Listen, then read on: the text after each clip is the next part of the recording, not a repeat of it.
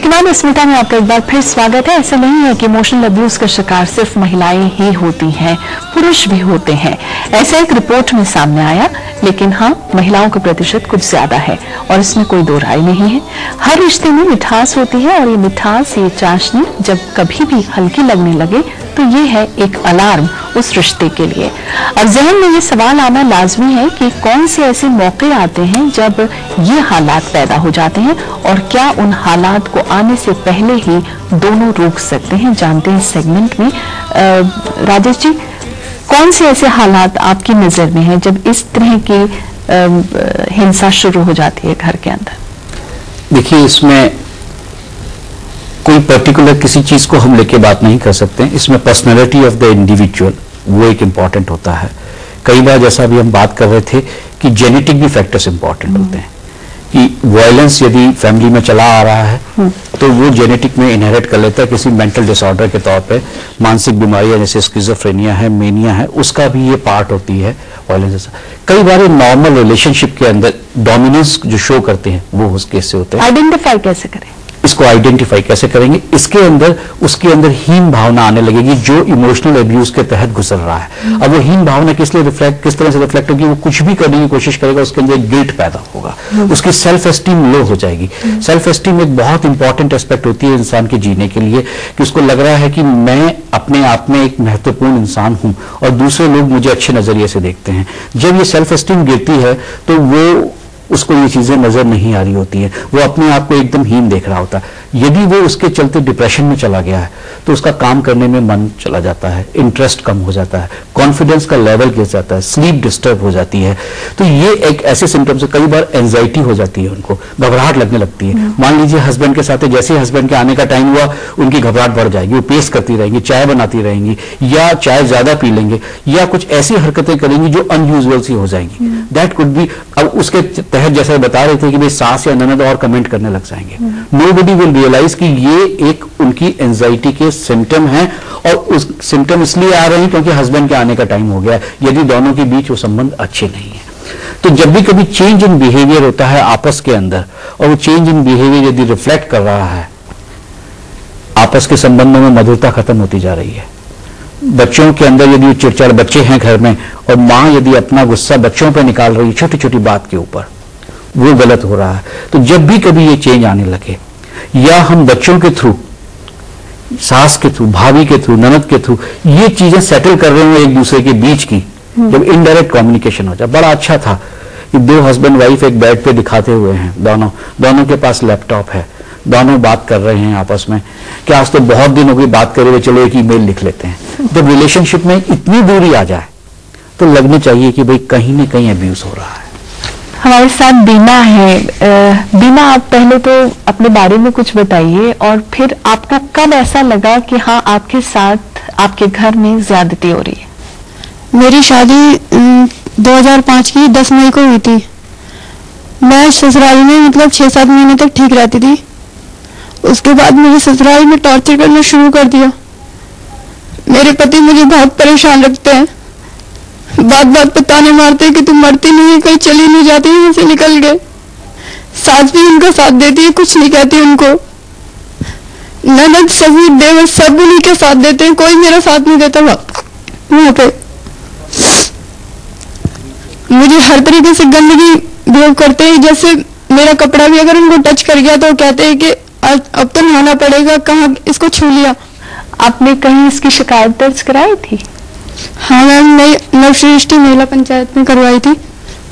तो वहां आपको क्या रिस्पांस मिला? 2 तारीख पे मैं गई थी उनके पास। हाँ, तो उन्होंने समझा के भेज दिया था मुझे वापस, लेकिन वो वहां पे हाँ करता है, फिर घर में जाके वैसे ही मुझे टॉर्चर करता है। वजह नहीं बताते? क्या वजह है? वजह कुछ नहीं बताता, सीधा ये कहता है कि मुझे रखना नहीं चाहता, मुझे तो पसंद नहीं है, यार दोस्तों में दिखाने के लायक नहीं है।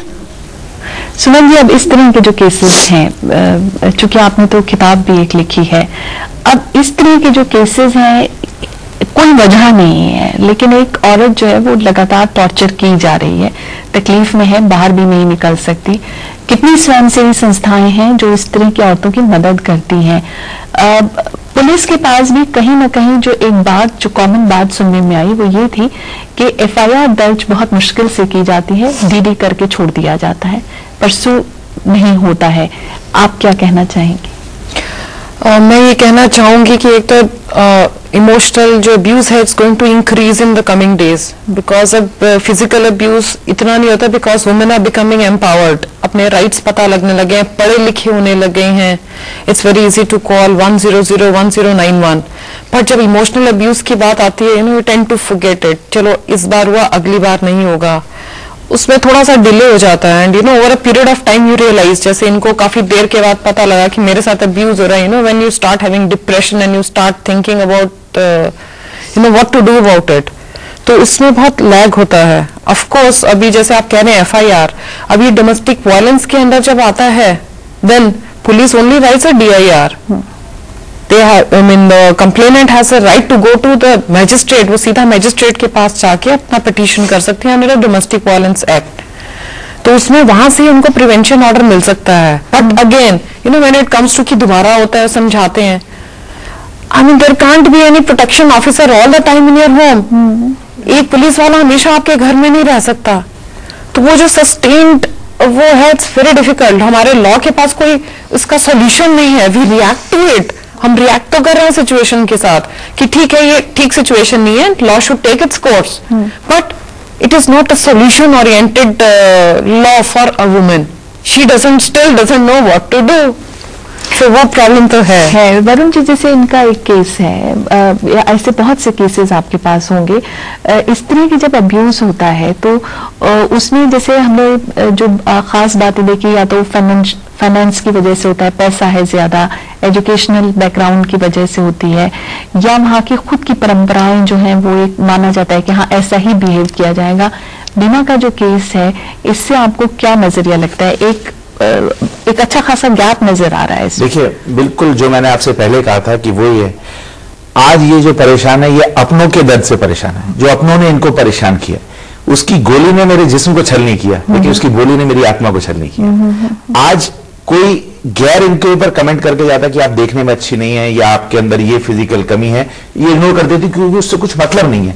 दर्द तब होता है जब कोई अपना करता है। अब यहां पे इनके हस्बैंड ने इनके साथ इनके फिजिकल फीचर्स को कह के कि भाई आप समाज में मेरे साथ घूमने लायक नहीं है, मैं 2 यार दोस्तों में आपको ले जा नहीं सकता, दिखा नहीं सकते, ये किया और उसे परपेचुएट किया उसके रिलेटिव्स ने, उसकी मदर ने, हस्बैंड की और उसकी, कि हर किसी ने इनके दिमाग में ये चीज बिठा दी कि तुम फिजिकली देखने में इस लायक नहीं हो, कि तुम, अब ये हीन भावना इनके अंदर आ गई। अब इसमें कानून क्या कहता है? कानून बहुत क्लियरली कहता है कि किसी भी तरीके का हैरेसमेंट हस्बैंड या उसके रिलेटिव्स के द्वारा किया गया है तो आप उसमें 498A में केस रजिस्टर करा सकते हैं, एक चीज। दूसरा, डोमेस्टिक वायलेंस एक्ट में भी इसी के प्रोविजंस हैं। देखिए, आप इमोशनल अब्यूज को कितना भी कोशिश करें, आप लीगल एक्सपर्ट्स, लीगल माइंड्स एक साथ बिठा दें, तो भी उसको कैटेगोरिकली पिन पॉइंट करके आप डिफाइन नहीं कर सकते, क्योंकि इमोशनल अब्यूज में मुझे शायद बोलने की भी जरूरत नहीं है। मैं अपनी वाइफ से बात ना करूं पूरे दिन, उसको निगलेक्ट करूं, वही एक इमोशनल अब्यूज हो गई। वो कहेगी क्यों नहीं बात कर रहे, मैंने उसे टॉर्चर कर दिया। अब वो कल को पुलिस के पास जाके क्या कहेगी? दिन भर बात ये कहेगी मुझसे बात नहीं करते, पुलिस कहेगी हम क्या केस रजिस्टर करें।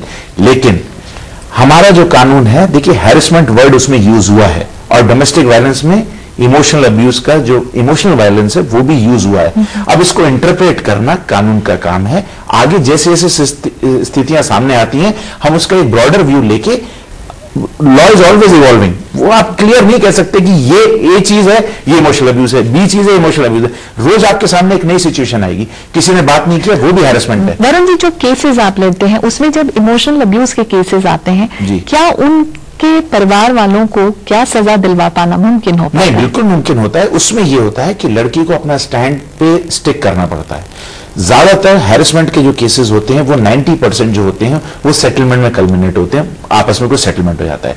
लेकिन मैंने ऐसे केसेस भी हैंडल किए और ऐसे केसेस देखे भी हैं जिसमें किसी तरीके का कोई फिजिकल वायलेंस नहीं था, सिर्फ डाउरी की वर्बल डिमांड थी और लड़की को परसिस्टेंटली परेशान किया गया उसके फिजिकल फीचर्स को लेके, उसके मां बाप के फाइनेंशियल स्टेटस को कम होने के लेके सुबह से शाम तक कमेंट किया जा सकता था।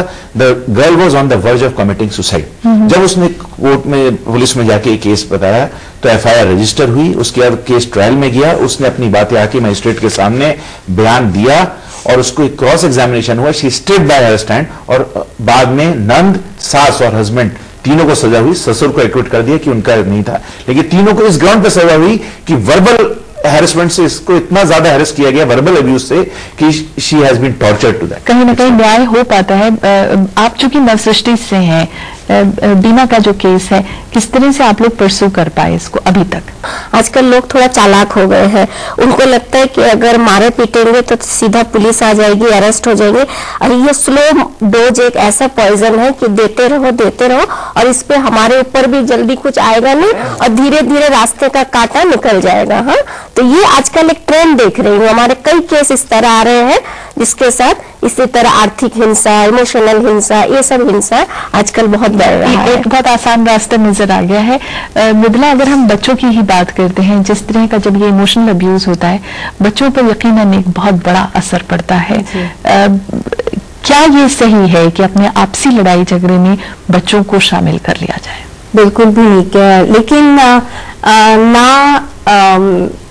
उनके ऊपर असर तो हो ही जाता है, चाहे वो वर्बल फाइटिंग हो या चाहे मारपीट हो। मारपीट तो वैसे ही डर जाते हैं बच्चे बहुत ज्यादा, लेकिन उनकी पूरी पर्सनालिटी पे बच्चों के धीरे धीरे असर होने लगता है। स्कूल में हमारे पास काफी सारे कॉल्स ऐसे आते हैं कि जिसकी वजह से अचानक से बच्चे का जो एवरेज स्कोर है वो एकदम नीचे आने लगता है, या बच्चा एकदम गुमसुम रहने लगता है, या फिर कभी कभी सुसाइडल टेंडेंसीज पाई जाती है। कभी कभी बच्चा अपने आप को गिल्टी महसूस करने लगता है क्योंकि माँ या पिता उसके ऊपर, बच्चे के ऊपर अपना गुस्सा उतार देते हैं या अपनी इच्छाएं उसके ऊपर थोप देते हैं, या फिर उसे कहते हैं कि तू क्यों पैदा हुआ या तू क्यों पैदा हुई, इस तरह से उसे इल्जाम लगाते हैं। तो इसीलिए बच्चा अपने आप को कोसने लगता है और कभी कभी ऐसा होता है कि ना मैं नहीं जू, यहाँ तक उस बच्चे की मतलब सोच वहां तक पहुंच जाती है और नेचुरली पूरे ओवरऑल पर्सनालिटी पे उसके असर होता है। मैंने ये भी देखा हुआ है कि काफी सालों बाद भी वो जो फियर या जो असर है वो उस बच्चे की शादी के बाद भी उसके ऊपर कायम रहता है।